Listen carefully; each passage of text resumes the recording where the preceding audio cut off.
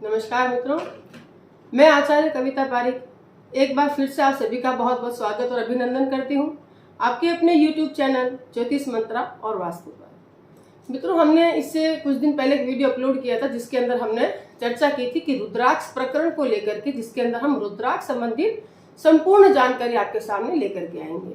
हमने पहले एपिसोड में जो चर्चा की थी वो ये थी कि रुद्राक्ष की उत्पत्ति किस प्रकार हुई, ये कितने मुखी है, इसकी गणना हम किस प्रकार कर सकते हैं, रुद्राक्ष का महत्व क्या है, रुद्राक्ष का जो आधुनिक मूल्यांकन है वो किसके आधार पर होता है, और रुद्राक्ष का जो लाभ है वो कौन से रुद्राक्ष से हमारे को क्या लाभ होता है, इसके बारे में हमने भाग 1 में चर्चा की थी। आज प्रस्तुत है उसका भाग 2, जिसमें हम मुख्य रूप से चर्चा करेंगे कि रुद्राक्ष की पहचान कैसे करें, इसके विशेष उपयोग क्या है और कितने मुखी रुद्राक्ष कौन से कार्य के लिए हम धारण करते हैं। मित्रों, ये तो हम सभी जानते हैं कि जब सती की मृत्यु हुई थी तब भगवान शिव को बहुत दुख हुआ था और उनके वियोग में जब उनके आंसू थे वो यहाँ वहां गिरे थे, जिससे रुद्राक्ष की उत्पत्ति हुई थी। मित्रों, रुद्राक्ष इसीलिए कहते हैं कि रुद्राक्ष धारण करने वालों को कभी भी मानसिक या जो आत्मिक जो कष्ट होता है ना, उससे मुक्ति मिलती है।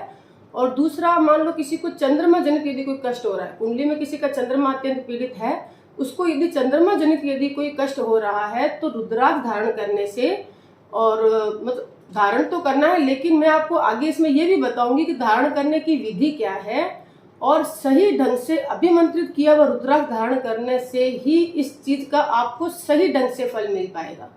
तो चंद्रमा जनित जो अगर कष्ट है किसी को, उसमें भी यदि हम रुद्राक्ष धारण करते हैं तो उसके कष्ट से भी हमारे को मुक्ति मिलती है, क्योंकि चंद्रमा जो है वो भगवान शिव खुद अपने मस्तक पर धारण करते हैं। इसके अलावा किसी भी प्रकार की कोई मानसिक पीड़ा है, कोई रोग है, या शनि के द्वारा यदि कोई पीड़ित हो गया हो, चंद्रमा शनि के द्वारा पीड़ित चंद्रमा कैसे, जैसे चंद्रमा के आगे के 2 घर या पीछे के 1-2 घर जहां पर शनि की ढैया या 7.5 रहती है, या चंद्रमा और शनि का कोई विषयोग है, तब जाकर के यदि कोई शनि के जो पीड़ा होती है उसके द्वारा यदि आदमी कोई कष्ट उठा रहा हो, मानसिक या शारीरिक, तो उसके चक्र से भी इसको मुक्ति मिलती है। यानी कि शनि की 7.5 में भी अगर इसका उपाय हम करते हैं रुद्राक्ष का, तो भी हमारे को काफी कष्टों से मुक्ति मिल जाती है। तो ये इस चीजों के लिए जो रुद्राक्ष है वो बहुत ही उपयोगी है। किसी की कुंडली में यदि काल सर्प दोष है या काल सर्प दोष के कारण से कई तरह के कष्टों का सामना कर रहे हैं, तो उसमें भी रुद्राक्ष जो है वो विशेष उपयोगी होता है, क्योंकि जो शिव जी है वो सर्पों को गले में माला बना करके धारण किए हुए होते हैं। तो रुद्राक्ष के अन्य रूपों में गौरी शंकर रुद्राक्ष, गौरी गणेश रुद्राक्ष और त्रिजुटी रुद्राक्ष भी बहुत ही प्रचलित होता है। गौरी गणेश, जिसको हम लोग गर्भ गौरी गणेश या गर्भ गौरी रुद्राक्ष भी कहते हैं। गौरी शंकर रुद्राक्ष में क्या होता है कि जो 2 रुद्राक्ष होते हैं वो प्राकृतिक रूप में आपस में जुड़े होते हैं। ये जो एक रुद्राक्ष का जो साइज है वो लमसम दोनों का सेम रहेगा, और आपस में ये प्राकृतिक रूप से जुड़े हुए होते हैं, वो कहलाता है मित्रों गौरी शंकर रुद्राक्ष। ठीक है, और ये दोनों जो रुद्राक्ष होंगे, या ये एक रुद्राक्ष जो है वो गौरी और शंकर का प्रतीक होता है। इसीलिए इसको जब हम धारण करते हैं तो हमारे वैवाहिक जीवन के अंदर बहुत ही हमारे को फायदा मिलता है, और दाम्पत्य जीवन जो है वो सुखी रहता है, और पति पत्नी का जो संबंध है वो बहुत ही मधुर हो जाता है। अच्छा, इसी प्रकार हम बात करते हैं अब गौरी गणेश रुद्राक्ष की, यानी कि गर्भ गौरी रुद्राक्ष की। तो मित्रों, गर्भ गौरी रुद्राक्ष के अंदर भी 2 रुद्राक्ष जुड़े होते हैं, जिसमें से एक रुद्राक्ष बड़ा होएगा और एक रुद्राक्ष छोटा रहेगा। उसको देखने से ऐसा प्रतीत होएगा जैसे माँ गौरी ने भगवान गणपति को अपनी गोद में ले रखा हो। ये भी प्राकृतिक रूप से ही आपस में जुड़े होते हैं, इसीलिए इसको गर्भ गौरी रुद्राक्ष कहते हैं। और इसके उस रुद्राक्ष को धारण करने से मित्रों, अगर किसी को पुत्र संतान की कामना हो तो वो इसको धारण कर सकते हैं। और संतान संबंधित यदि कोई आदमी कष्ट उठा रहा है, या संतान को खुद को ही कोई कष्ट है, तो ये संतान संबंधी कष्टों के निवारण के लिए हम गर्भ गौरी या फिर गौरी गणेश रुद्राक्ष को धारण करते हैं। अब हम बात कर लेते हैं त्रिजुटी रुद्राक्ष की। इसमें जो 3 रुद्राक्ष होते हैं वो प्राकृतिक रूप से आपस में जुड़े होते हैं, और इसको धारण करने से सभी प्रकार के कष्टों का निवारण हम कर सकते हैं। तो ये तो हुई उपयोग की बातें। अब हम चर्चा कर लेते हैं इसके पहचान कैसे करें। मित्रों, हमने इससे पहले के एपिसोड में आपको बताया था कुछ मुखी रुद्राक्ष जो है वो किस लिए पहनते हैं, क्या धारण करते हैं, कितने मुखी रुद्राक्ष होते हैं। आज हमने 3 विशेष रुद्राक्ष के बारे में आपको बताया है कि इनकी जो 3 विशेष रुद्राक्ष है, इनका मेन विशेष उपयोग किस प्रकार से हमारे जीवन में हम कर सकते हैं। अब हम बात कर लेते हैं इसके पहचान के बारे में। तो रुद्राक्ष की पहचान के बारे में कुछ भ्रम मित्रों प्रचलित है, पहले हम उस बारे में बात करते हैं, फिर हम उसके बारे में चर्चा भी करेंगे। जैसे कहते हैं कि असली रुद्राक्ष जो होता है उसको अगर आप 2 तांबे के बीच में अगर आप इस तरीके से पकड़ेंगे तो असली रुद्राक्ष जो होगा वो धीमी गति से घूमना शुरू कर देता है। मित्रों ये सिर्फ एक वहम है, जबकि वास्तव में आप यदि कोई भी रुद्राक्ष जैसी या कांटेदार कोई गोल वस्तु कुछ भी अगर आप लेंगे, उसको अगर आप इस तरीके से पकड़ेंगे तो वो स्वाभाविक रूप से वो घूमना तो शुरू कर ही देती है। तो दूसरा भ्रम ये भी है कि जो असली रुद्राक्ष होता है वो पानी में डूब जाता है, जबकि नकली रुद्राक्ष जो होगा वो पानी में तैरने लग जाता है। देखो यहाँ तक तो ये तथ्य ठीक है कि असली रुद्राक्ष डूब जाता है, क्योंकि रुद्राक्ष जो होता है वो एक बीज होता है, वो भारी होने के कारण से डूबेगा ही। तो असली रुद्राक्ष जो है वो डूब जाता है, लेकिन असली रुद्राक्ष कई बार क्या है ना कि भी पूरा नहीं पका हुआ हो या फिर उसमें कोई छिद्र में हवा भरी हुई रह गई हो, तब भी वो क्या हल्का होने की वजह से वो पानी में तैरता हुआ रह जाता है। तो इस वजह से हम पूर्ण रूप से ये भी नहीं कह सकते कि असली रुद्राक्ष डूबेगा वो ही असली होगा, या नकली रुद्राक्ष जो है वो तैरेगा तो वो नकली हो जाएगा। कई बार देखने में ऐसा भी आता है कि उस वजह से जो मैंने आपको बताया कारण कि भाई जैसे कई बार रुद्राक्ष का बीज जो है वो पूरा नहीं पकता या उसके छिद्र में हवा भरी रह जाती है, तब भी वो पानी के ऊपर तैरता हुआ रह सकता है। तो अधिक मुखी वाले रुद्राक्ष है वो, और एक मुखी जो रुद्राक्ष होता है वो महंगे होने के कारण से कई बार कृत्रिम रूप से भी इनको बना लिया जाता है।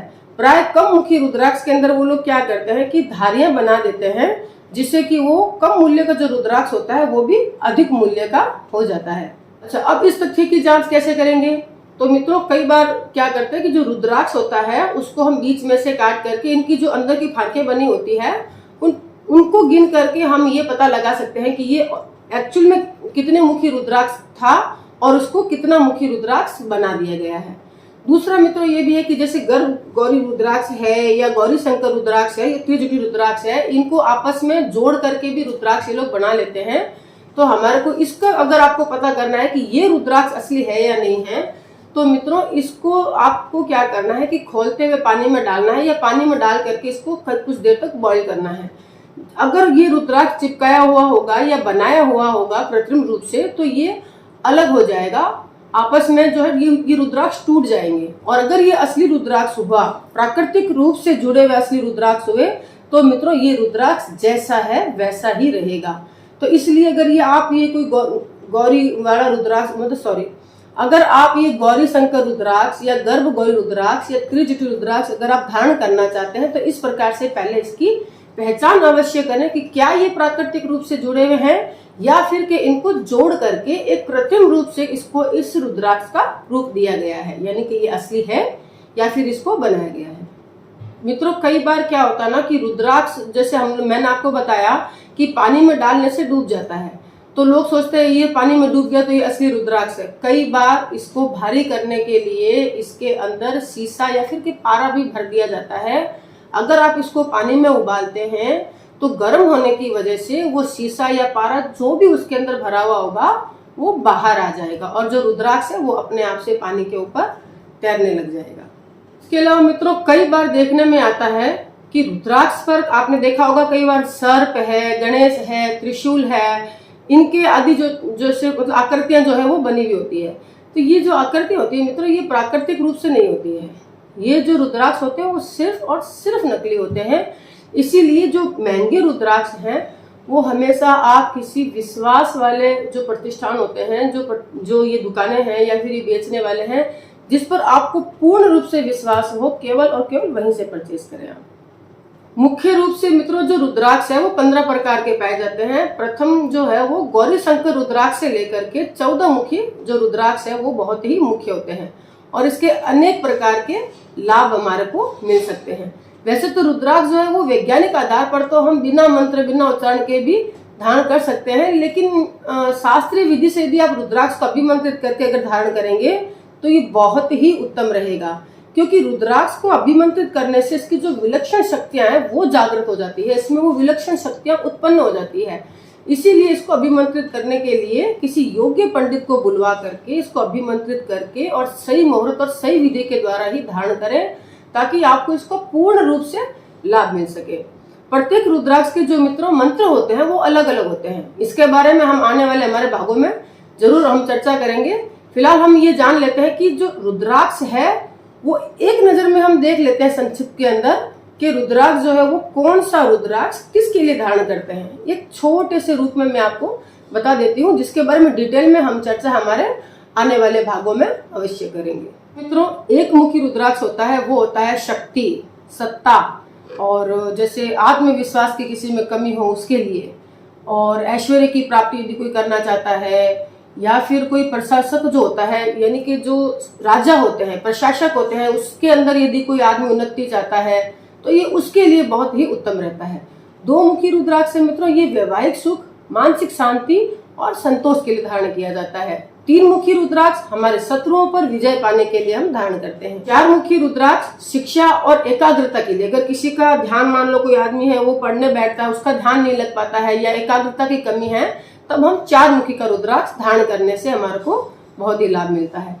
पांच मुखी रुद्राक्ष को हम धारण करेंगे मित्रों ज्ञान, आध्यात्मिक उन्नति और स्वास्थ्य के लिए। छह मुखी रुद्राक्ष प्रेम, काम शक्ति या फिर आकर्षण के लिए धारण करते हैं। सात मुखी रुद्राक्ष होता है वो शनि शमन के लिए हम धारण करते हैं। आठ मुखी रुद्राक्ष रोग बाधा शक्ति के लिए। नौ मुखी रुद्राक्ष है वो वीरता, साहस और कर्मठता के लिए हम धारण करेंगे। 10 मुखी रुद्राक्ष है वो सफलता और उन्नति के लिए। अगर आप किसी कार्य में बार बार फेलियर हो रहे हैं या आपको उसमें प्रोग्रेस नहीं मिल पा रही है, तब हम धारण करेंगे ये 10 मुखी रुद्राक्ष, जिससे हमारे को हर कार्य में सफलता और हमारी उन्नति हो। 11 मुखी रुद्राक्ष है वो हमारे को किसी भी कार्य में, अगर आपने कोई कार्य शुरू किया है कोई भी किसी भी प्रकार का, उसमें यदि आप लाभ चाहते हैं उसके लिए, आय के लिए या फिर के संपत्ति के लिए हम ये रुद्राक्ष धारण करेंगे। कौन सा? 11 मुखी रुद्राक्ष। 12 मुखी रुद्राक्ष है जैसे हम विदेश यात्रा, मित्रों आपने देखा होगा बहुत से लोग कई बार विदेश यात्रा करना चाहते हैं, जाना भी चाहते हैं, मगर कोई ना कोई बाधा या कुछ चीज ऐसी आ जाती है कि उनकी विदेश यात्रा जो है या विदेश जाने का जो सपना है वो पूरा नहीं हो पाता है, या उसमें बार बार उनको विघ्न देखने पड़ते हो। तो मित्रों आप 12 मुखी रुद्राक्ष यदि धारण करते हैं तो विदेश यात्रा, दरिद्रता का नाश और बाधा निवारण के लिए हम ये रुद्राक्ष धारण करेंगे। 13 मुखी रुद्राक्ष रहेगा आकर्षण, सुख, प्रेम और सौंदर्य की प्राप्ति के लिए। 14 मुखी रहेगा सत्ता, शक्ति और कीर्ति के लिए। आपने देखा होगा मित्रों कि कुछ लोगों को सत्ता पाने का बहुत वो रहता है, लेकिन वो उसमें सफल नहीं हो पाते हैं, उसमें कीर्ति नहीं मिल पाती है, यश, मान, प्रतिष्ठा, सम्मान नहीं मिल पाता है। शक्ति के लिए, शक्ति यानी कि जब हम ऐसे किसी पोस्ट पर होते हैं तो डेफिनेटली हमारे में एक पावर तो हो ही जाता है, तो उसके लिए हम 14 मुखी रुद्राक्ष धारण करेंगे। 15 मुखी रुद्राक्ष हमारी आर्थिक उन्नति, ज्ञान और शक्ति के लिए। 16 मुखी रुद्राक्ष रोगों का नाश के लिए। आग या चोरी डकैती का किसी को डर रहता हो तो उसकी सुरक्षा के लिए हम ये रुद्राक्ष धारण करेंगे 16 मुखी। 17 मुखी रुद्राक्ष जो है वो भूमि, मकान, वाहन का सुख है, यानी कि भौतिक सुखों को बढ़ाने के लिए हम 17 मुखी रुद्राक्ष धारण करेंगे। 18 मुखी रुद्राक्ष जो है वो विपत्ति नाश के लिए होता है, या फिर गर्भस्थ में अगर कोई आपकी शिशु है उसकी रक्षा के लिए हम 18 मुखी रुद्राक्ष धारण करेंगे। 19 मुखी रुद्राक्ष सत्यनिष्ठा, न्यायप्रियता के लिए, या किसी के अंदर सत्यता की कोई कमी रहती हो या न्यायप्रियता के गुण नहीं है, उस गुण को अपने आप के अंदर बढ़ाने के लिए हम ये रुद्राक्ष धारण करेंगे। किसी को खून संबंधित यानी कि रक्त संबंधित कोई बीमारी हो, स्नायु तंत्र के यदि किसी को कोई रोग हो, उसके अंदर हमारे को लाभ मिलता है 19 मुखी रुद्राक्ष पहनने से। 20 मुखी जो रुद्राक्ष होता है वो भूत पिशाच से हमारी रक्षा करता है। अच्छा, 21 मुखी जो रुद्राक्ष है वो हमारी आज्ञा चक्र को जागृत करने के लिए धारण करते हैं। अब बात कर लेते हैं गौरी शंकर रुद्राक्ष, यानी कि दाम्पत्य सुख है या वैवाहिक सुख है, उसमें आकर्षण और प्रसन्नता के लिए हम गौरी शंकर रुद्राक्ष पहनते हैं। गौरी गणेश रुद्राक्ष है वो संतान सुख के लिए पहनते हैं, पुत्र की कामना के लिए पहनते हैं, संतान के कष्टों के निवारण हेतु धारण करते हैं। मित्रों इन सब के अलावा एक आते हैं रुद्राक्ष कवच। रुद्राक्ष कवच मित्रों काफी थोड़ा लंबा प्रकरण है। मैं चाहूंगी कि पहले एक बार हम रुद्राक्ष के जो ये ग्रह हैं या रुद्राक्ष कितने मुखी कब क्या धारण करना है, एक बार इसकी चर्चा हमारे सभी भागों में हो जाए। उसके बाद हम एक भाग इसका स्पेशल बनाएंगे जिसके अंदर हम सिर्फ और सिर्फ रुद्राक्ष कवच के बारे में चर्चा करेंगे। और रुद्राक्ष कवच यदि हम धारण करते हैं तो मित्रों इसलिए रिद्धि सिद्धि, मतलब मैं आपको अभी फिलहाल एक्सप्लेन नहीं कर पाऊंगी, हम किसी प्रकरण में इसकी चर्चा जरूर करेंगे।